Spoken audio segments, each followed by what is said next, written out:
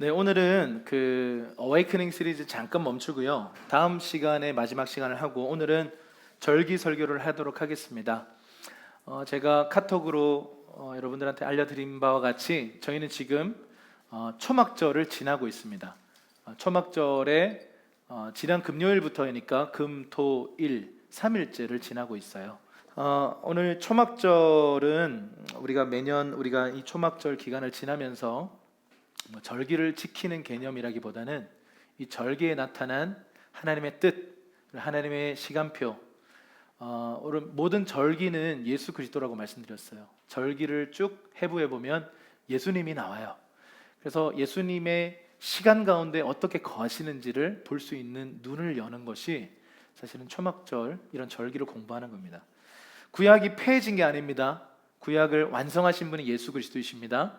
율법의 완성자이신 예수님께서 절기를 정확하게 지키면서 그분의 십자가, 그분의 부활, 성령의 강림, 그리고 그분의 재림 또한 그분의 절기와 연관되어서 나타날 거라고 생각합니다.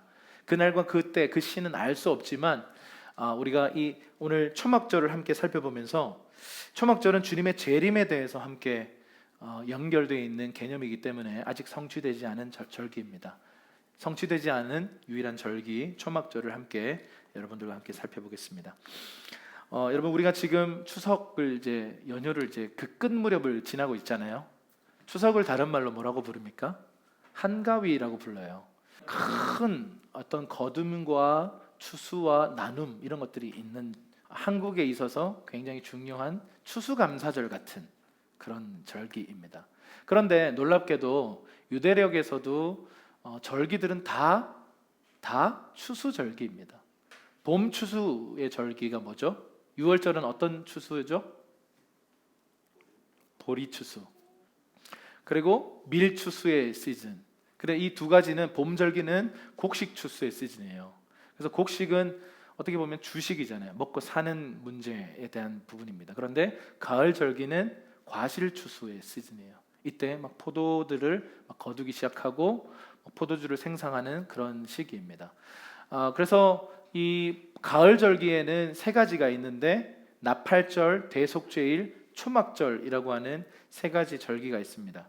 그리고 봄 절기에는 유월절, 초실절, 오순절. 자, 유월절엔 정확하게 예수님이 십자가에 달려 죽으셨습니다. 유월절 어린 양 대신 예수님께서 십자가에 죽으셨고 또 오순절에 정확하게 호련히 하늘로부터 성령이 임하셨습니다. 자, 가을 절기는 나팔절인데요. 아직 성취되지 않았어요.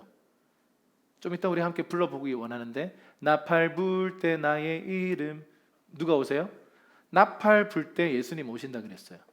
그러니까 이 나팔절은 주님의 그 재림 때에 그 나팔을 상징합니다. 그리고 또 대속죄일이 있는데 이 대속죄일은 영원한 단번의 희생 제물 대신 예수님이 더 이상 이제 제물이 필요 없는 이제 제사를 만드셨습니다. 근데 이미와 아직 사이에 우리가 껴 있어요. 이미 우리가 속죄함을 받았지만 완전히 완성되진 않았어요. 주님이 오셔서 이제 영원한 안식 가운데 우리를 풀어주실 때 이 속량이라는 것이 끝이 납니다. 그래서 50%는 성취됐고 50%는 성취되지 않았습니다. 그런데 이 초막절은 이제 성취되지 않은 절기입니다.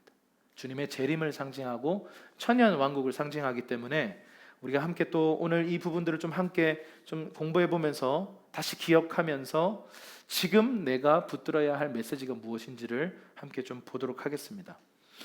자, 이 나팔절을 이제 로시 하샤냐, 새해 첫날, 새해 우리 이렇게 부르잖아요. 그게 로시 하샤나입니다. 이날 샤나토바 이렇게 서로 인사하기도 하고 사과를 꿀에 찍어 먹기도 하고 그게 다 의미가 있어요. 그런데 이 나팔절을 욤테루아라고 부릅니다. 그리고 욤키푸르가 뭐냐면 이 대속죄일입니다. 그래서 초막절이 이름이 세 가지가 있는데 장막절이라고도 합니다. 이렇게 장막을 치기 때문에 그래요. 그리고 수장절이라고도 부르는데 이 초막절은 역사적 표현이라면 수장절은 농경 문화적 표현입니다. 그러니까 이 과실을요, 이 추수하고 나서 곡간에다가 저장하는 때라는 뜻이죠. 자, 요거를 하나씩 좀 뜯어보도록 할게요. 나팔절에 대해서 함께 좀 보겠습니다. 데살로니가전서 4장 16절 말씀 함께 보겠습니다. 시작. 주께서 호령과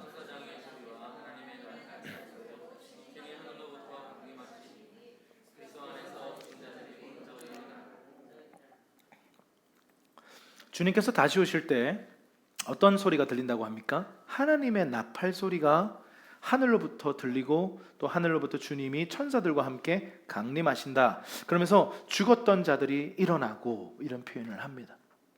여러분, 주님 다시 오실 때 그 사운드가 어떤 사운드일지 참 기대가 돼요. 모든 육체가 들을 만한, 온 인류가 들을 만한 나팔 소리가 들릴 것이다. 천사장들의 호령 소리, 왕이 오신다라고 하는 어떤 호령 소리와 함께 나팔 소리가 울릴 거다. 저는 이 사운드가 어떤 식으로 펼쳐질지 참 궁금해요. 우퍼는 있을지, 5.1인치인지 뭐 궁금합니다. 스테레오로 올지 아니면 막 입체적으로 올지 3D 막 이런 느낌으로 올지 모르겠어요. 그 사운드가 어떤 식으로 올지 정말 궁금해요. 자, 고린도전서 15장 51절 52절을 함께 읽겠습니다. 시작. 보라, 내가 너희에게 비밀을 말하노니 우리가 다 잠잘 것이 아니요 마지막 나팔에 순식간에 호련히 다 변화되리니 나팔 소리가 나매 죽은 자들이 썩지 아니할 것으로 다시 살아나고 우리도 변화되리라. 자, 성경에 보면요, 나팔을 부는 세 가지 목적이 있는데 첫 번째가 회개를 촉구하기 위해서 불어요. 두 번째는 전쟁을 알리기 위해서, 전쟁을 준비하라. 우리 그 사극 같은 거 보면 북 막 치죠. 그리고 막 어떤 좀 더 옛날 사극 보면 이 나팔 막 붑니다. 양각 나팔 불어요. 그런 뜻입니다. 세 번째는 왕이 오심을 예비하라라는 뜻으로 나팔을 뿌 하고 부는 거죠. 이 나팔절이 이제 주님의 재림, 그리고 주님의 오심을 알리는 소리, 나팔 소리로 우리는 알고 있습니다. 자, 그래서 이 새해가 이렇게 나팔과 함께 시작된다라고 했어요. 그리고 이제 그 다음 주 이제 며칠 후에 이제 대속죄일이 시작되는데요. 이 대속죄일의 의미를 좀 더 한번 살펴볼게요. 히브리서 10장 19절 20절 시작. 그러므로 형제들아, 우리가 예수의 피를 힘입어 성소에 들어갈 담력을 얻었나니 그 길은 우리를 위하여 휘장 가운데로 열어놓으신 새로운 살길이요 휘장은 곧 그의 육체니라. 자, 우리가 이 부분에 대해서 계속해서 다루고 있습니다. 주님께서 새롭고 산 길을 여셨답니다. 좀 전에 찬양도 했어요. 진짜 우리를 살리는 새로운 길을 여셨답니다. 근데 문제는 그 길로 나아갈 때 우리가 붙들어야 될 것은요, 딱 하나예요. 예수 피. 예수 피 힘입으면 여러분이 어떤 상태, 어떤 환경, 뭐 잘 살았든 못 살았든 상관없어요. 예수 피를 힘입으면 지성소에 들어가는 거예요. 그 들어갈 자격과 담대함을 갖는다는 거예요. 혹시 여러분 가운데 최근에 좀 정죄감으로 인해서 힘드신 분 계세요? 수치심이 올라오신 분들이 계세요? 나는 합당치 않다라고 하는 생각들이 올라오세요? 여러분, 그것은요 다 마귀의 괴계예요. 예수님께서 십자가에서 우리 모든 죄를 다 사하셨습니다. 우리가 붙들어야 될 것은요, 그 진리예요. 그 필링이 아니에요. 내가 지금 뭔가 버림받은 것 같은, 뭔가 내가 지금 정죄받고 비난받고 있다는 이 정죄감에 사로잡히는 그 느낌에 사로잡히면 안 되고요. 예수 피가 나를 깨끗게 하셨다. 아멘. 이거 붙들고요, 밀어붙이고 가는 겁니다. 그게 진리의 사람들이에요. 여러분, 절대로 감정에 사로잡히지 마십시오. 이곳에 이제 음악하는 분들 많고 예배자들이 많고 이렇게 막 기도하는 사람들 많다 보니까 어쩌면 우리는 좀 감정적인 게 좀 많이 발달돼 있을지도 몰라요. 그래서 어떤 사람들 우리를 향해서 감정주의자라고 비난할지도 몰라요.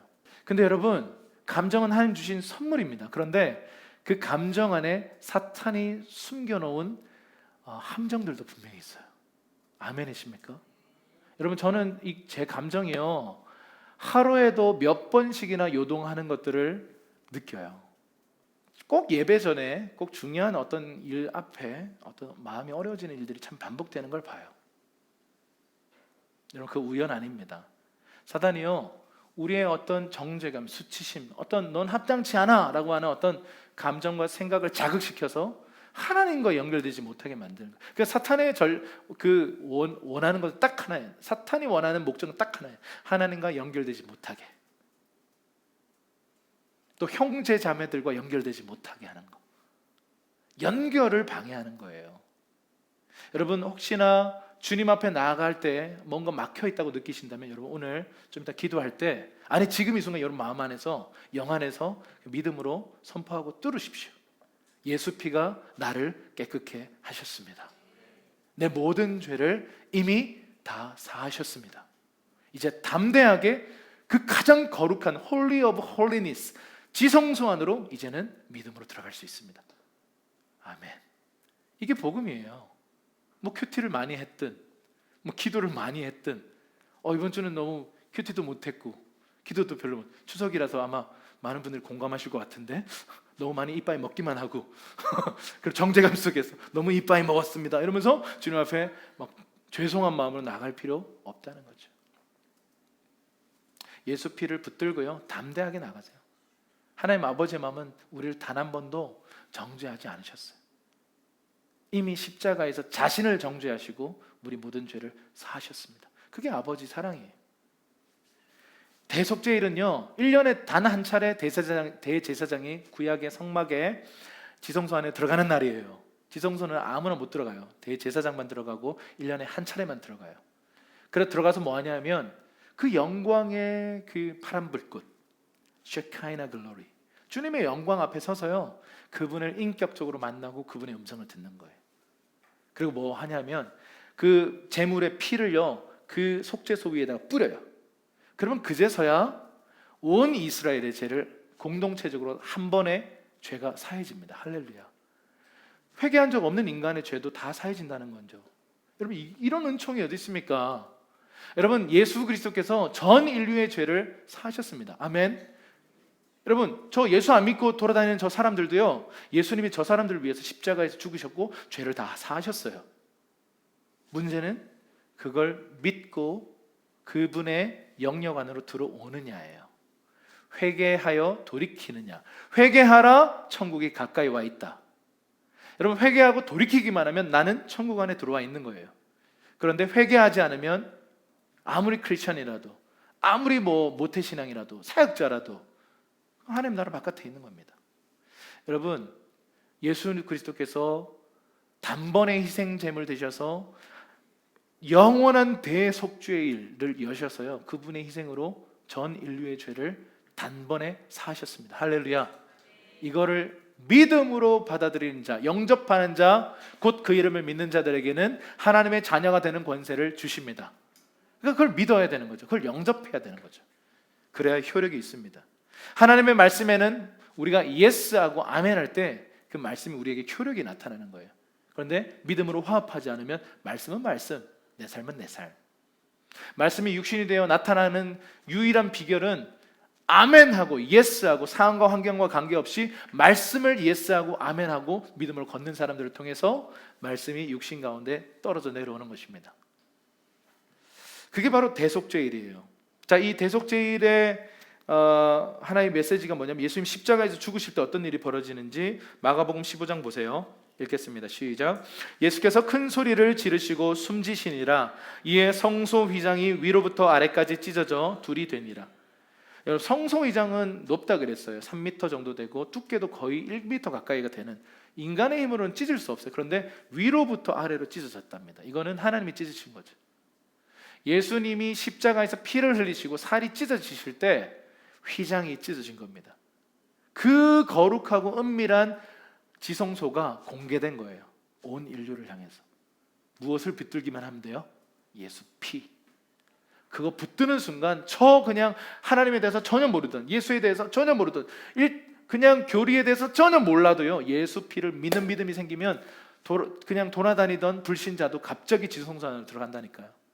다메섹 도장에 있었던 사도 바울을 생각해 보세요. 강권적으로 주님이 임해버리는 그 길거리 자체가 지성소가 되잖아요. 하나님의 어떤 역사들이 여러분 길거리 가운데, 여러분 성전에서만 일어나는 게 아니에요. 길거리에서, 저 광야에서 막 일어날 수 있습니다.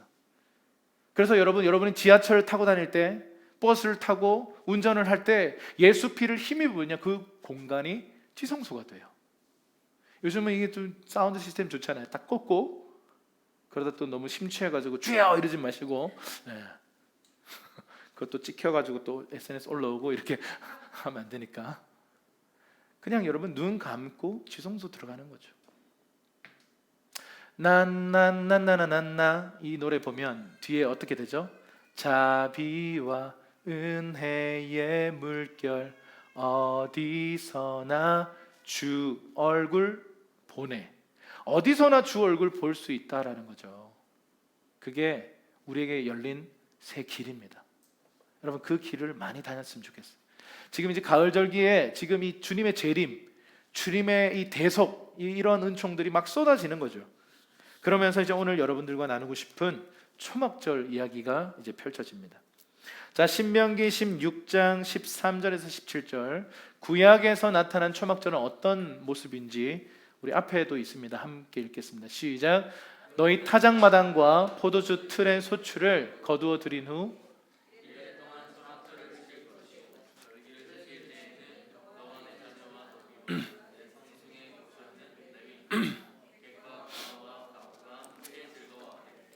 내 하나님 여호와께서 택하신 곳에서 너는 이레 동안 내 하나님 여호와 앞에서 절기를 지키고 내 하나님 여호와께서 내 모든 소출과 내 손으로 행한 모든 일에 복 주실 것이니 너는 온전히 즐거워할지니라. 너희 가운데 모든 남자는 1년에 3번 곧 무교절과 칠칠절과 초막절에 내 하나님 여호와께서 택하신 곳에서 여호와를 배웁되 빈손으로 여호와를 배웁지 말고 각 사람이 내 하나님 여호와께서 주신 복을 따라 그 힘대로 드릴지니라. 자, 구약 성경에 나타난 초막절에 관한 가르침인데요. 다 볼 수가 없어요. 초막절에 대한 이야기가 너무 많아요. 첫 번째 초막절은 뭐냐면 이런 거예요. 지금도 이스라엘에 가면요, 이 나뭇잎들을 가지고 이렇게 장막을 이렇게 얼기설기하게 대충 만들어요. 그래서 주님도 대충 만들어라 그래요. 그리고 7일 동안 거기서 살래요.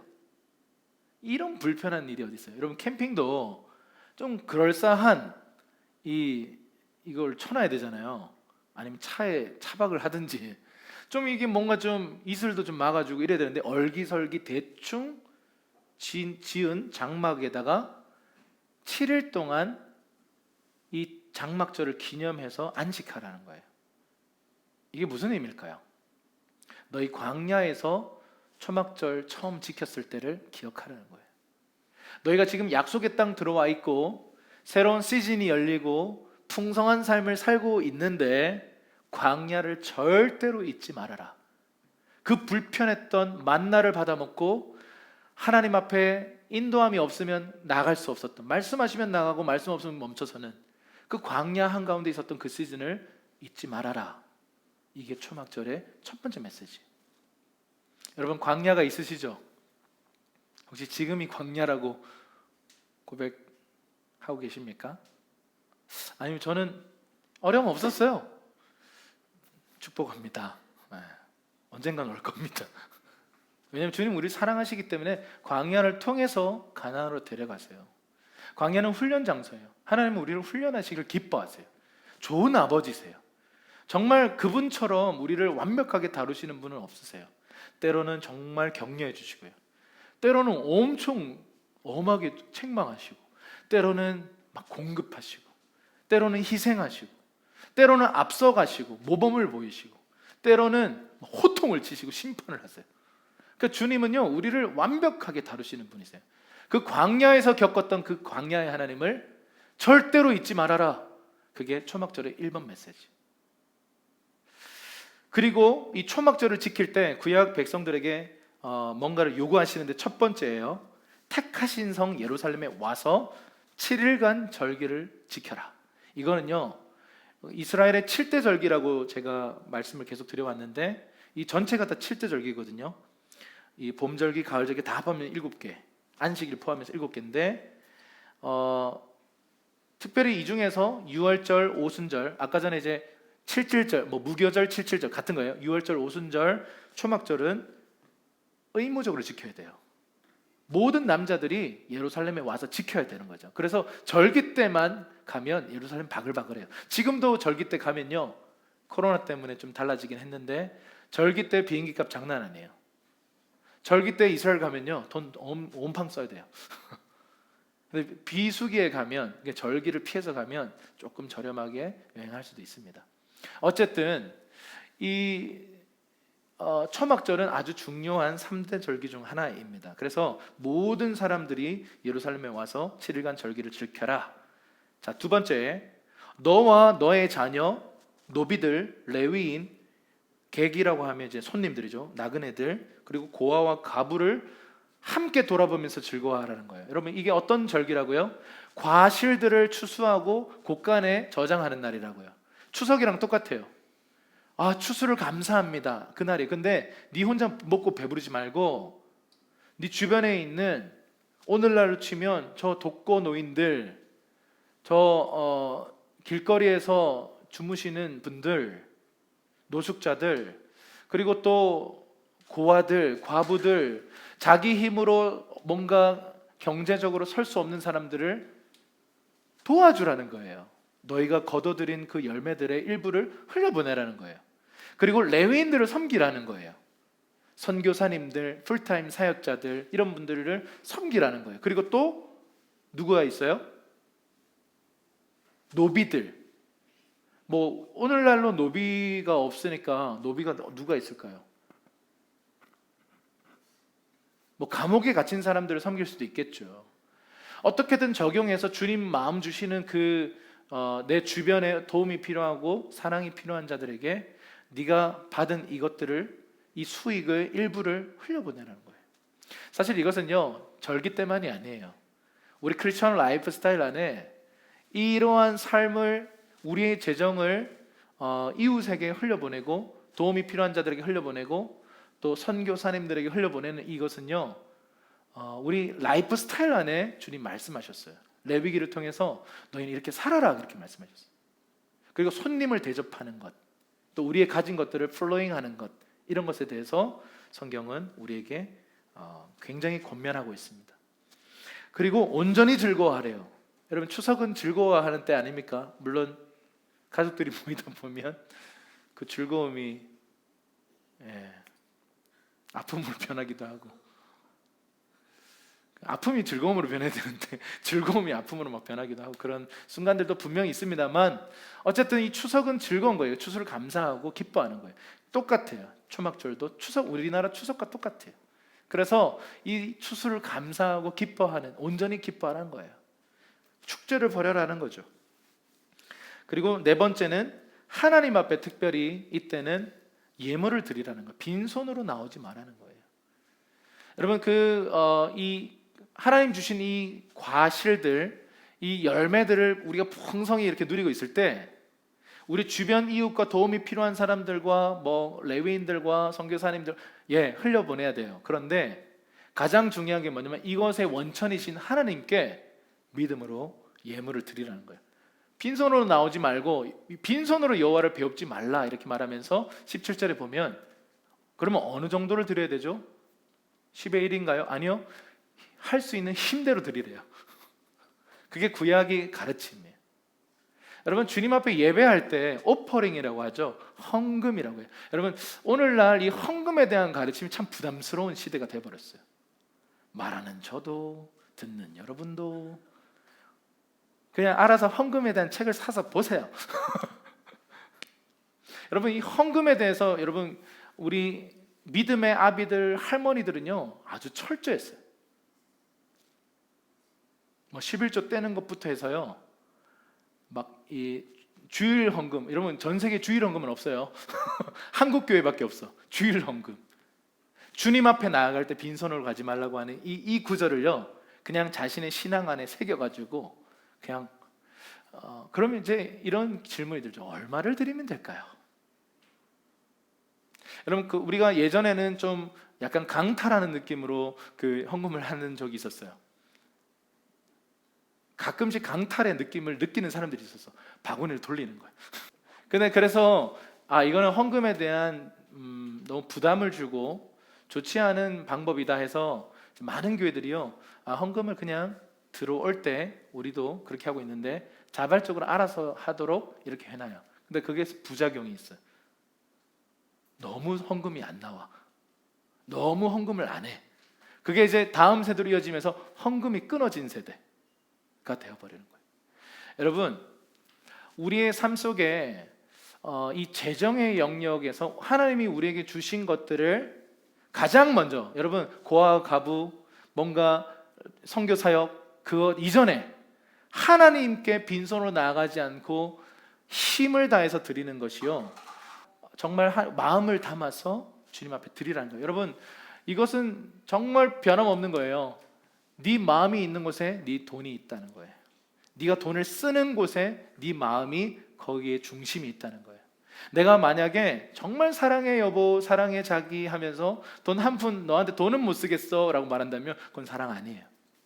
정말 우리가 하나님 앞에 믿음으로 정말 내 전부가 되시는 주님을 고백하며 찬양한다면요, 우리의 재정의 영역도 그분을 향해서 사랑을 고백해야 돼요. 아멘이 없네요.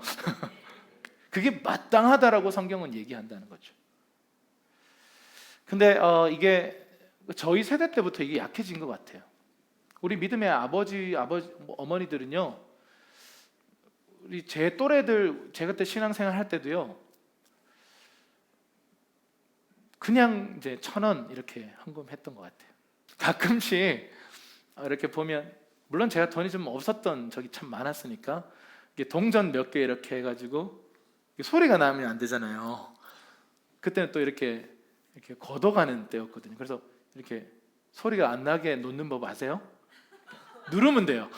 누르면 돼. 그렇게 막 놓고 막 들킬까봐 이렇게 짤랑 소리 나면 내가 안 낸 것처럼 이렇게 하고, 막 꾸깃꾸깃한 막 더러운 막 1,000원 그걸 막 드리고, 잘못 꺼냈는데 10,000원짜리 나와가지고 놀래가지고 다시 집어넣고, 별의별 거 다 해봤어요.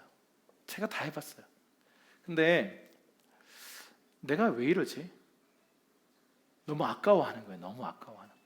근데 여러분, 내가 이 재정의 영역으로 하나님을 사랑하고 재정의 영역으로 하나님을 섬기는 법을 우리가 배우지 못하면요, 우리는 사실 주님을 사랑한다고 말하면서 발은 다른 집에 걸쳐 놓는 거예요. 내가 당신만 사랑해 그러면서, 그러나 돈은 옆집 아줌마를 위해 쓸게. 이건 이상한 거예요. 그래서 여러분, 우리가 오늘 이 초막절을 지나면서 내가 어떤 헌금 생활을 하고 있는지, 그리고 고아와 과부들을 내 눈에 들어왔는데 주님이 눈에 보여주셨는데 무시하고 지나쳤는지, 아니면 작은 재정이지만 그들에게 흘려보냈는지, 선교사님들의 기도 편지가 막 날라오는데, 카톡에 막 날라오는데 일십 이렇게 해버린다든지. 물론 애매한 부분이 있을 수 있습니다. 관계가 없는데 자꾸 일방적으로 기도 편지 날라오는 분들이 있어서 저도 조금 애매한 분들이 좀 있긴 한데, 어쨌든 내가 지금 뭔가 마음에 약간 움직임이 있었는데, 감동이 있었는데, 에휴 내가 쓸 것도 없는데 뭐 이러면서 내 작은 재정 뭐 10,000원 보내서 뭐해? 아니요, 그 10,000원을 통해서요 하나님 놀랍게 일하신다니까요. 제가요 예전에 우리 교회에서 무엇을 했냐면, 선교사님들을 크리스마스 때 좀 위로하라는 마음 주셔서 박스 하나에다가 된장, 김, 오양맛살, 젓갈, 여러분 젓갈을 여러분 터키에서 먹을 수 있을까요? 중동 땅에서 그럼 못 먹어요.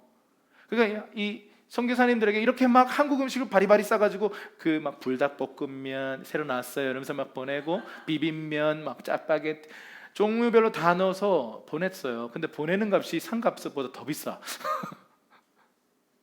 이런 바보 같은 짓이 어디 있어요. 근데요, 터키 선교사님, 필리핀 선교사님, 뭐 몇몇 선교사님들에게 보냈어요. 그랬더니 몽골 선교사님 이거 받고 우시는 거예요. 그게 뭐라고? 라면, 젓갈 이거 받고 우시더라고요. 우리에게는 아무것도 아닌데 그분들에게는요 너무 중요한 일이에요. 우리에겐 정말 작은 재정 10,000원, 5,000원인데 매월 5,000원씩 보내보세요. 그분들에게는 큰 격려가 돼요. 재정 싸움 막 하고 있어요. 지금 코로나 상황 중에 여러분 수많은 선교사님들이 고국으로 돌아갈까? 돌아갈 수가 없어요. 왜요? 너무 힘든 상황인데 돌아갈 수가 없어요. 재정도 끊어졌는데 다시 나올 수가 없어요. 한국 들어가면 다시 선교지 들어갈 수가 없어요. 코로나 때문에. 그러니까 막 버티는 거예요. 믿음으로 버티는 거예요. 쌀 막 아껴가면서 살아계신 하나님 신뢰하면서 막 버티는 거예요. 근데 우리가 작은 감동 10,000원, 여러분 그 10,000원이면요, 그 터키 땅 혹은 그 중동 땅 어느 곳, 어느 필리핀 거기서는요 몇 끼를 먹을 수가 있어요. 여러분, 우리가 커피값으로 날리는 5,000원, 여러분 부담 주시는 선교사님 계시면요 약정하세요. 매월 좀 부끄럽지만 이 부끄러운 5,000원 아니요, 그분들에겐 큰 격려의 메시지가 돼요. 하나님의 살아계시고 나를 아시는구나. 여러분 필요하면 천사라는 이름으로 보내세요. 그냥 실명을 하셔도 됩니다. 영수증 끊어주세요 그러지 마세요. 가끔 이게 기관을 통해 가신 분들은 영수증도 끊어주시는 분들도 있긴 한데 요즘 펀드 뭐죠? 미션 펀드, 그건 또 요즘 기부금 영수증 이렇게 처리가 되더라고요. 어쨌든 여러분 외면하지 마십시오. 과부들, 레위인들, 선교사가 아니더라도 국내에서 사역하시는 그런 풀타임 사역자들, 선교단체 간사님들, 국내 선교사님들, 그분들이 어떻게 살아가는지 아십니까? 정말 믿음으로 살아가요. 제 주변에 살아가는 정말 아무 대안 없이 지금도 부산으로 내려가신 분도 계시고, 페이가 없어요. 거기 그냥 개척해야 되는 곳인데 그냥 5 식구가 간 거예요. 대안 없어요. 그냥 믿음으로 간 겁니다. 하나님이 채우신다 그러면서 가신 거죠. 누굴 통해 채울까요? 감동받는 예배자들을 통해요. 오늘 얘기하잖아요. 명령하시잖아요. 네 주변에 있는 레위인들을 돌아봐라는 거죠. 여러분 마지막 때가 될수록 각박해집니다. 여러분 우리의 작은 재정을 하나님 나라를 위해서 심으십시오. 아멘. 놀라운 일들이 당신의 그 작은 재정을 통해 일어나게 될 것입니다. 할렐루야. 자, 초막절이 바로 그런 가르침을 주는 절기라는 거죠.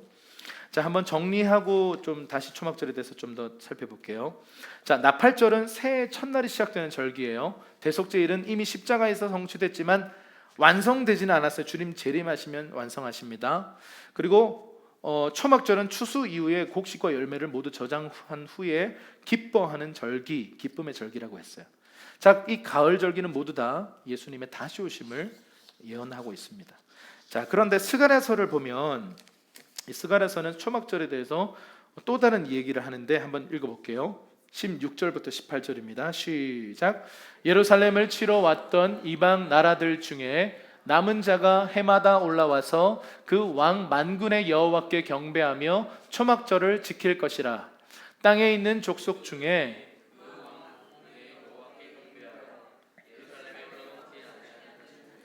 비를 내리지 아니하실 것인즉 만일 애굽 족속이 올라오지 아니할 때에는 비 내림이 있지 아니하리니 여호와께 초막절을 지키러 올라오지 아니하는 이방 나라의 사람을 치시는 재앙을 그에게 내리실 것이라. 자, 이 초막절이 상징하는 것은 뭐냐면, 자, 이 16절에 보면 이런 표현이 있죠. 그 왕 만군의 여호와께 경배하며 초막절을 지킬 것이다. 다시 말하면 왕이신 하나님에 대한 계시가 풀어지는 절기예요. 초막절에 하나님께서 왕으로 좌정하신다는 거죠. 자, 초막절이 주님의 재림을 상징한다고 말씀드렸어요. 근데 주님이 왕으로서 오셔서 열방의 경배를 받으실 거라는 거예요.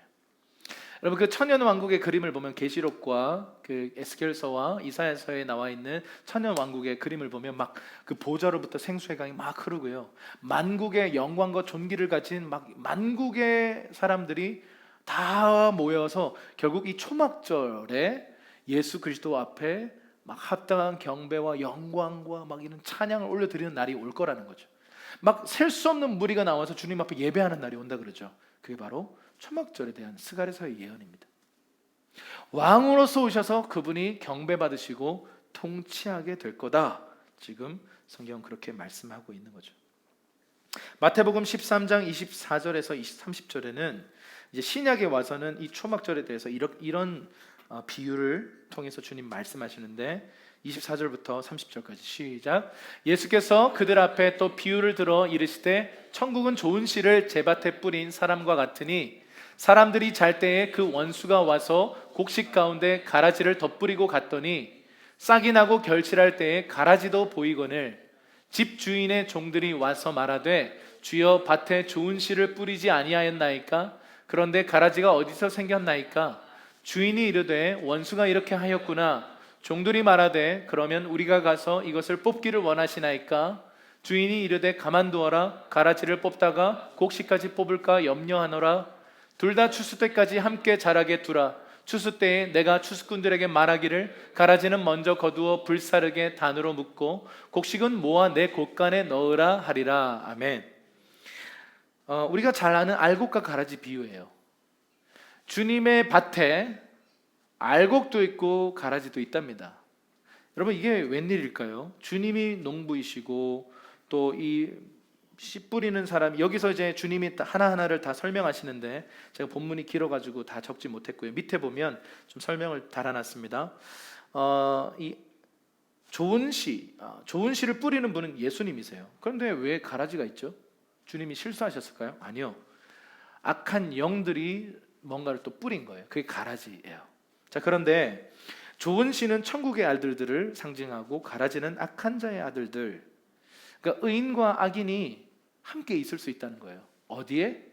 주님의 밭에. 이게 좀 이상하게 느껴지지 않나요? 좀 약간 아이러니하죠? 주님이 농사 짓는데 거기에 가라지도 같이 크는 거예요. 그래서 이제 제자들이 얘기합니다. 저 가라지를 우리가 뽑을까요? 그러니까 주님이 가만두어라 그래요. 잘못하면 가라지 뽑다가 이 알곡도 뽑게 될까 봐 내가 염려한다. 그냥 가만히 두어라. 언제 이게 갈라져요? 추수 때. 낫을 들고 추수를 하고 나면 알곡은 곳간에 넣고 가라지는 어디에 부어요? 땔감으로 쓰는 거죠. 여러분 이 일이 교회 안에 있을 것이라고 성경은 말하고 있어요. 교회 안에 알곡과 가라지가 함께 존재한다. 이게 참 좀 부담스러운 진리입니다. 한 놈은 이렇게 한 사람은 버려두고 한 사람은 들림을 받는다. 뭐지? 함께 있었는데 한 사람은 그대로 있고 한 사람은 들림을 받는데요. 그 들림이 휴거라고 보는 경우도 있고 전통적으로 휴거라고 많이 얘기합니다. 근데 어쨌든 구원이든 휴거든 뭐든 간에 한 사람은 들림을 받고 한 사람은 버려둔답니다. 이거 좀 심하잖아요. 교회 안에 알곡과 가라지가 함께 자라도록 주님은 두신답니다. 제가 그 한국 교회의 최근 10년, 20년의 어떤 상황과 역사를 이렇게 지켜보면서 정말 그러하다라는 게 동의가 됩니다. 어떻게 악랄한 그런 모습으로 교회 안에서 직분자들이 교회를 그렇게 주님의 몸된 교회를 저렇게 난도질하고 거듭난 사람이면 저렇게 못하겠다. 제가 지금 입에 다 담고 싶진 않아요. 더 많은 충격적인 이야기들이 있지만 거듭난 사람이라면 어떻게 저렇게 할 수 있을까? 어떻게 하나님을 향해서 그런 막말을 하고 어떻게 주의 종들을 향해서 그렇게 행동하고 교회를 막 저렇게 자기 뜻대로 좌지우지하고 이런 비극들이 지난 한국교회 10년, 20년 안에 너무 많이 일어났어요. 지도자의 타락, 그리고 그 안에 거듭나지 않은 중직자들, 이게요 사탄의 역사의 통로가 되는 거예요.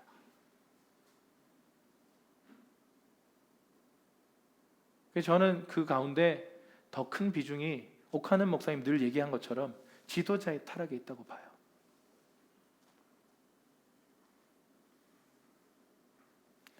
여러분, 지도자가 타락하면 어떻게 되는 줄 아세요? 밑에 있는 사람들이요, 사랑과 존중으로 따르다가 타락해버리잖아요. 어떻게 될까요? 배신감과, 예를 들어서 뭐 돈 문제든 성 문제든 스캔들이 나고 넘어졌어요. 그럼 밑에 있는 분들이 어떤 마음이 느껴질까요? 그래도 우리 목사님을 사랑하고 섬겨야지, 그런 마음이 들까요? 엄청난 판단과 상처와 믿을 놈 하나 없다, 뭐 이런 생각들과, 절대로 나는 주의 종들을 신뢰하지 않겠다, 뭐 이런 생각들이 들지 않겠어요? 여러분, 한국교회 지도자들의 타락이요, 참 많은 아픔을 낳았어요. 그래서 당연히 불순종하죠. 대적하게 되죠. 그러면 주님의 법칙에 따라 권위에 대한 대적을 했기 때문에 그들에게도 심판이 임해요. 이 악순환이 계속 대물림되고 있어요.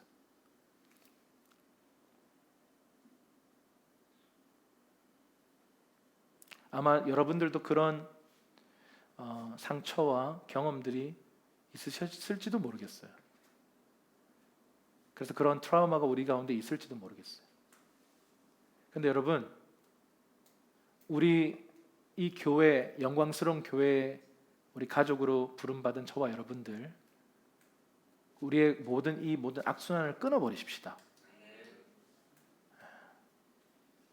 저도 정말 하나님 앞에서 거룩하고 진실하고 겸손하게 권위를 사용해야 되고, 또 여러분들도 그 참된 권위를 세워주고 존중하고 따르고, 그러면서 여러분들도 나중에 좋은 권위자가 되어서 여러분을 존중하고 존경하는 다음 세대들을 얻는 이 선순환이 이 교회 공동체에서 시작되기를 주님의 이름 축복합니다. 우리 가운데 있는 이 모든 악순환을 끌어버리십시다. 자, 알곡과 가라지 얘기하다가 이런 얘기까지 왔네요. 알곡과 가라지를 가르는 때다, 이렇게 말씀하셨어요. 주님의 방법이 알곡을 보호하기 위해서 그렇게 하신다라고 말씀하십니다. 가라지를 뽑다가 그 가라지를 뽑는 과정 속에서 뿌리들이 연결되어 있잖아요. 알곡까지 이렇게 손상될까봐 마지막 때까지 놔두는 거예요. 그 추수가 언제예요? 심판 때잖아요. 심판 때까지 가만두는 거예요. 그리고는 심판 때에 함께 베고 분류를 하는 거예요. 그게 주님의 방식입니다. 그럼 우리는 가라지와 함께 섞여 있어야 되나요? 뭐 어쩔 수 없네요. 그럼 전 가라지 몰라요. 전 알곡인가요? 몰라요. 주님이 아십니다. 근데 한 가지 분명한 건 가라지도 알곡이 될 수 있습니다. 할렐루야. 그게 지금 이 초막절에 주님이 가르치신 비유의 모습이다라는 거죠. 이게 계시록과 에스겔서에 나타난 모습입니다. 그리고 주님이 이 초막절에 하신 일들 중에 뭐가 있냐면 생수의 강이 흐르는 장면을 주님 말씀하시는데 좀 이상해요. 예수님께서 이 모든 유대 남자들은 예루살렘에 올라가서 초막절을 지켜야 되잖아요. 그런데 예수님 이상한 말씀을 하세요. 난 안 올라간다. 내 때가 아직 차지 않았다. 그러면서 예수님의 형제들에게 먼저 올라가라 그래요. 그리고 형제들은 먼저 올라갔어요. 그리고는 몰래 혼자 올라가요. 이건 또 뭐 하는 거죠? 자기 때가 안 됐다고 하시면서 몰래 혼자 올라가시면서 갑자기 이렇게 성전에 나타나셔서 막 가르치세요. 그리고 명절 끝날, 큰 날이라고 하죠. 마지막 날에 주님이 갑자기 서가지고 외치기 시작하세요. 이상하잖아요. 나 안 올라간다 그래놓고, 내 때가 아직 차지 않았다 그래놓고 갑자기 막 명절 큰 날에 나를 믿는 자는 생수의 강이 그 배에서 흘러나게 될 것이다 막 선포한 거예요. 근데 그 앞에 성경의 이름과 같이 그 배에서 생수의 강이 흐를 것이다 라고 선포했어요. 성경에 일렀던 그 이름이 뭐냐면 결국 에스겔서를 얘기하는 거예요. 에스겔 47장에 보좌로부터 생수의 강이 흐르는 그 장면을 말씀하시면서 장막절의 가장 큰 날에 막 선포한 거예요. 여러분, 이것은 예언적 사건이에요. 주님의 때가 아직 차지 않았어요. 주님 다시 오셔서 그 일이 완성될 겁니다. 그런데 믿는 자들이 받을 성령을 가리켜요. 성령이 들어오셔서 이제는 조금씩 샘물이 나오기 시작해요. 그런데 이게 점점 많이 나오는 마지막 때의 부흥과 추수를 끌어당길 이 성령의 파도들이 막 일어나는 그때, 이게 모든 크리스찬, 전 세계 크리스찬들 배에서 생수의 강이 막 나오는 거예요. 성령을 통한 어떤 능력이 나타나는 거예요. 마지막 때 그 일이 있을 것입니다. 그래서 여러분, 물이 바다를 덮은 것 같은 주님의 영광이 온 지구에 덮이는 그날. 왜요? 모든 전 세계에 있는 크리스찬들이 성령을 따라서 살기 시작하는 그때 생수의 강이 온 지구를 덮게 될 것입니다. 그 그림이 에스겔 47장, 요한계시록의 22장에 나타나 있어요. 닿는 곳마다 살아납니다. 할렐루야. 짐벌과 갯벌 빼고 다 살아나요. 짐벌과 갯벌은 어떤 사람들이에요? 욕심 부리는 사람들. 내 거얌, 안 나눌 거야, 흘려보내지 않을 거야, 내 거얌, 이 사람들이 욕심쟁이. 근데 여러분, 내가 흘려보내겠습니다, 나를 통해서 관통하여 흐르소서, 이런 사람들은요, 주님이 막 폭포수처럼 부으세요. 여러분, 제가 개런티합니다. 보장합니다. 여러분, 나눠보세요. 재정이든 여러분의 재능이든 흘려보내보세요. 주님이 더 많은 것들을 채우십니다. 할렐루야. 잠언서에 주님 뭐라고 얘기해요? 네 식물을 물에 던지래요. 왜 먹는 걸 내 걸 왜 던져? 그러면 주님이 도로 갚으신답니다. 여러분, 주님의 이 약속을 믿고 흘려보내보세요. 재정을 나눠보세요. 여러분 소유를 나눠보세요. 하나님께서 더 많은 것들을 채우셔요. 우리 가정이 그 몇 년 전에 재정적인 영역 앞에 완전히 그 벼랑 끝으로 주님이 서도록 부르셨을 때 솔직히 불안했어요. 그리고 사모님에게 그렇게 말했어요.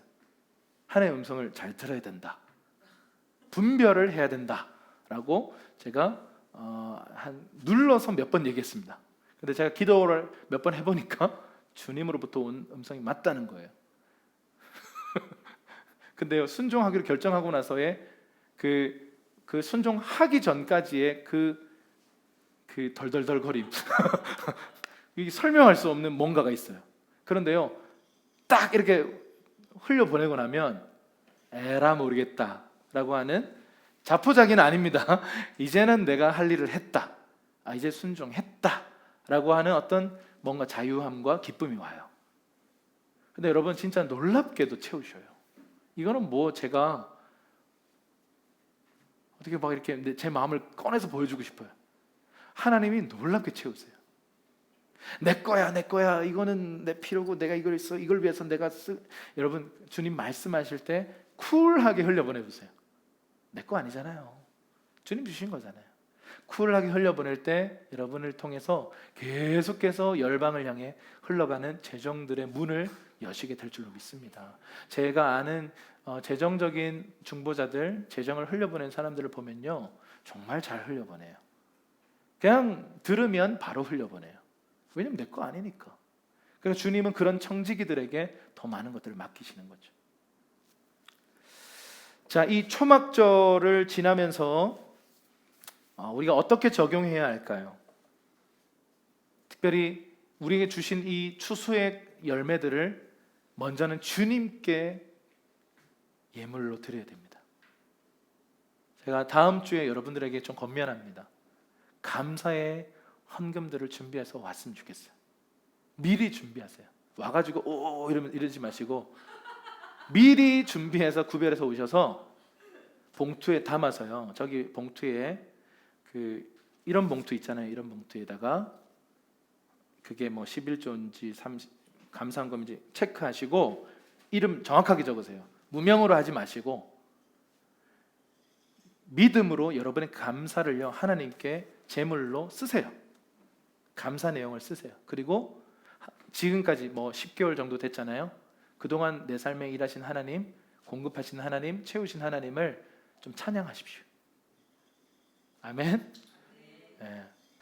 여러분, 우리 안에 이 끊어진 전통, 이 오퍼링의 전통, 이 헌금의 전통을 건강하게 본질적으로 잘 세워 가십시다. 주님 앞에 빈손으로 나가지 마십시다. 그리고 매번 드려야 되는, 여러분 감동대로 하십시오. 그런데 특별히 이런 절기들은 이 추수에 대한 감사들을 담아서 헌금을 했으면 좋겠어요. 자, 그리고 또 하나, 왕으로 다시 오실 주님, 심판자로 다시 오실 주님을 기억하라는 거예요. 자, 절기를 지날 때의 목적이 있습니다. 첫 번째 뭐예요? 과거를 기억하라. 두 번째 미래를 전망하라. 세 번째 현재를 분명하라. 여러분, 과거를 기억하고 과거의 역사를 기억하고 장차 미래에 일어날 일을 전망하고 나서 결론은 뭐예요? 현재예요. 내가 그럼 어떻게 해야 될 것인가? 마지막 때 예수님이 왕과 심판자와 신랑으로 자신을 계시하십니다. 마지막 때에 예수님은 이런 모습으로 오셔요. 왕으로, 심판자로, 신랑으로. 우리가 준비돼야 되죠. 왕을 모실 준비, 심판자 앞에 설 준비, 그리고 신랑 앞에 설 준비를 단장해 나가는 게 마지막 때 교회의 부르심이라고 믿습니다. 마태복음 24장 42절에 마지막 때에 다시 오실 왕 예수님 앞에 우리는 어떻게 있어야 되는가 이렇게 말하고 있어요. 시작. 그러므로 깨어 있으라. 어느 날에 너희 주가 임할는지 너희가 알지 못함이. 우리가 지금 어웨이커닝 시리즈를 통해서 영적 각성을 계속 얘기하고 있는데요. 깨어 있으라는 겁니다. 잠들지 말아라. 깨어나라. 여러분, 잠들 수밖에 없는 게 우리예요. 자꾸 잠들어요. 근데 깨어나라는 거예요. 자, 마태복음 7장 24절 시작. 그러므로 누구든지 나의 이 말을 듣고 행하는 자는 그 집을 반석 위에 지은 지혜로운 사람 같으리니. 이게 마지막 때에 교회가 해야 될 일이에요. 그분의 말씀을 듣고 준행하는 거. 그러면 반석 위에 지은 집. 근데 듣기만 하고 준행하지 않고 실행이 없으면 모래 위에 지은 집. 실행이 그렇게 중요합니다. Just do it. 그냥 하는 것. 막 계산하고 기획하고 안 하고 이게 아니고 여러분 그냥 하는 거예요. 말씀을 그냥 행해 보는 거예요. 사랑하라 그랬으면 그냥 한번 사랑해 보는 거예요. 시도해 보는 겁니다. 용서하라 그랬으면 용서 잘 안 돼도 용서하기로 결정해 보는 겁니다. 다시 한번 믿음으로 일어나서 걸어 보는 겁니다. 할렐루야. 그게 마지막 때에 교회가 해야 할 일이에요. 깨어서 그분의 말씀을 듣고 준행하는 것입니다. 자, 다시 한번 리마인드 할게요. 종말을 살아가는 그 제자들을 향한, 교회를 향한 예수님의 세 가지 가르침은, 첫 번째, 열처녀 비유를 통해서 친밀함의 기름을 준비하라. 많은 일들을 향해서 달려가는 것, 많은 사역을 향해서 달려가는 것, 여러분 좋아요. 그런데 그것이 친밀함의 기름 없이 달려가면 그거는 번아웃이 찾아옵니다. 여러분, 친밀함의 기름을 반드시 준비해라. 두 번째, 달란트 비유를 통해서 당신의 부르심과 은사, 너에게 준 재능을 묻어두지 말라. 당신의 잠재력을 묻어두지 말라. 다른 사람과 비교하지 말라. 꺼내서 개발해라. 모험해라. 그리고 더 많이 남겨라. 세 번째, 양과 염소의 비유 또한 구제입니다. 여러분의 주위에 있는 연약한 자들, 소외된 자들을 돌아보라. 그들과 함께 나누라. 심지어 냉수 한 그릇은 먹일 수 있잖아요. 따뜻한 그냥 커피 한 잔은 대접할 수 있잖아요. 우리가 아무리 우리가 쉽지 않아도 마음을 나누라는 거죠. 그게 종말을 살아가는 제자들을 향한 주님의 세 가지 가르침이에요. 다시 한번 이 초막절을 지나면서 다시 오실 왕 예수님을 기억하고 그 과거에 있었던 초막절을 기억하고 내가 지금 어떻게 살고 있는지를 조명해 보십시다. 그리고 깨어나야 할 필요가 있다면 여러분 깨어나십시다. 믿음으로 일어날 필요가 있다면 일어나십시다. 내가 멈춰져 버린 어떤 영역이 있다면, 재정의 영역 안에 어떤 내 안에 좀 멈춰진 영역이 있다면 다시 믿음으로 시작하십시다. 흘려보내십시다. 고아와 과부를 돌보십시다. 열방의 선교사님들을 외면하지 마십시다. 하나님 나라를 위해서 최전방에 있는 그분들을 위해서 기도하고 우리의 작은 예물을 흘려보내십시다. 함께 기도하겠습니다.